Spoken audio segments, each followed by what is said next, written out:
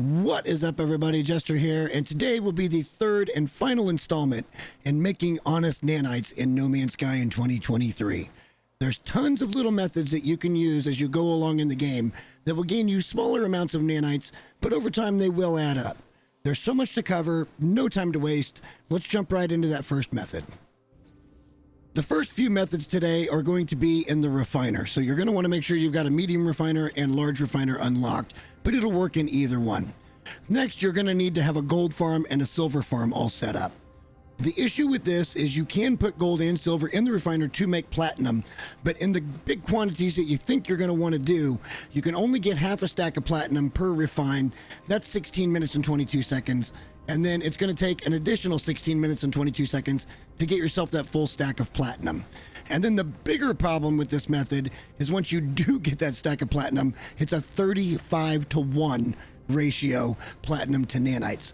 So honestly, this method isn't very time effective, or is it very lucrative, but it is something you could do, especially early game, to get yourself a few nanites here and there if you have gold and silver on you. But honestly, I'd save it for building.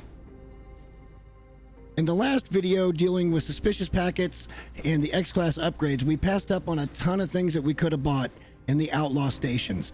And I do want to touch on these today because I'm not a big fan of these. The Hypnotic Eye was one of those things. And yes, this does refine down to 500 living slime in only 2 seconds. So in theory, this seems pretty good, right? Well, the bigger problem is at the bottom of this chain, if you're buying the residual goop, a full stack of that, it's 1-to-1, 41 minutes, and that's only half a stack.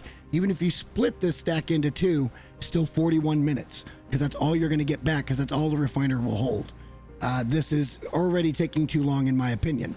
Once you do get the viscous fluids, if you decide to go down that road, living slime takes 41 minutes.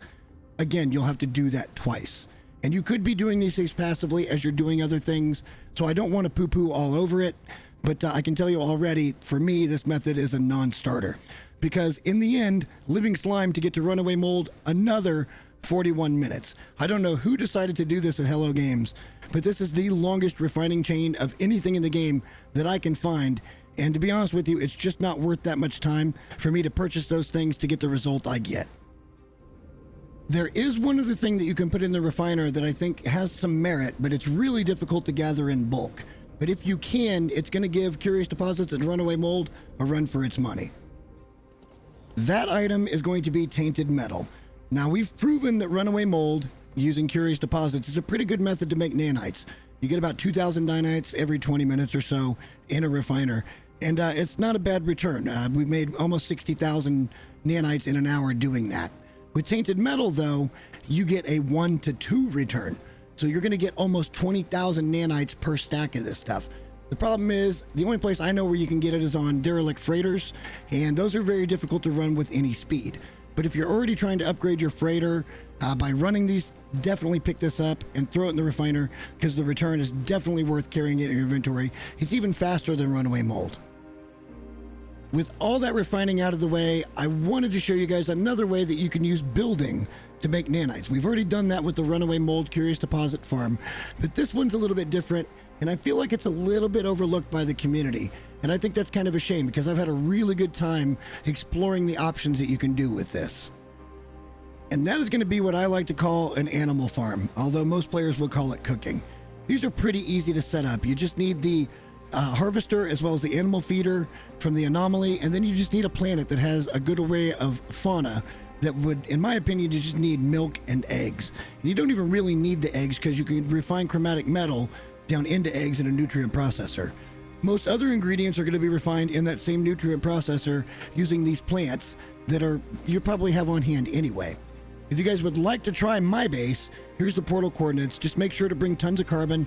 I've got 4 different feeding stations here, as well as 8 biomes, one of each of the different plants that you can refine down. And it's just such a good time and so refreshing to do something different and new in the game. If you have any trouble finding this place, it's on planet Dukin, however they enunciate it, minus 18.47 and plus 17.57. And I know you're asking, well, how do you make nanites out of that? Well, with your creations, you come up to Kronos in the space anomaly, And depending on the level that you've created, he's kind of a snob, by the way. Just take that with a grain of salt. He will give you an amount of nanites for each item that you present to him. So long-term, very renewable, and also fun. And while we're on the subject of the space anomaly, there's a couple iterations that you definitely want to visit if you're looking for nanites. The first is Helios. All that flora that you've been scanning, come up here and he'll give you nanites for all of that data, which is pretty nice. It's just free nanites. Also, you can go over and visit Ares, who works a little bit different. He has a daily item that you can give him for nanites. We can also give him the milestone data, and he'll give you nanites in return for that as well. The last method I'm going to share with you folks on this journey is going to be shipbreaking. For the longest time, this was the absolute meta when it came to making nanites, and I wanted to test out to see if it was still a viable option in 2023 after all the updates. The first thing you want to do when trying this method is go into your network settings and make sure multiplayer is turned off. Most systems you're going to find that have this thing available are going to be very populated, and that'll mess with the ship spawns pretty badly. So make sure that's off. The first thing I do when trying this is going to be go to the No Man's Sky Coordinate Exchange. Link for that is in the description. Go check it out. You can find almost anything there. Great community of people that love to share, and it's just awesome. Multi-tool ships, everything you could possibly want. This post was boasting a potential 4 exotic spawn in the first wave, and to me that seems unheard of in 2023, as every patch seems to break every post. Full credit to user Reg Mombasa, who discovered this system. Link for that actual post is going to be in the description as well, and was kind enough to share this with the community. An absolute wonderful find in 2023, as every new update and new patch seems to break so many things in No Man's Sky, and it's very difficult to find things like this. But to get going on this method, all you really need to do is hop in your ship and fly up to the space station, and we'll get started from there. Once you land, you're going to need to follow a couple of steps extremely close. First of all, hop out of your ship. What this does is create a restore point. That restore point you will then load. What this does is reset the entire spawn of the ships in the system. And after about 30 to 45 seconds, sometimes it's a minute, you'll start to see ships come flying in. And in this case, I thought, oh great, I'm not going to be able to see anything. But right behind that big hauler was a royal gold exotic with double thrusters. And not one, but 2 of them. To buy these ships, just jump right over and wait for the pilot to hop out. You kind of want to be Johnny on the spot with this, especially if you're getting a double or a triple spawn, because stuff moves pretty fast. Another big tip here is to make sure when you go to negotiate the price, you are buying the ship outright. You do not want to trade in your ship, especially if you've got a really good upgraded ship.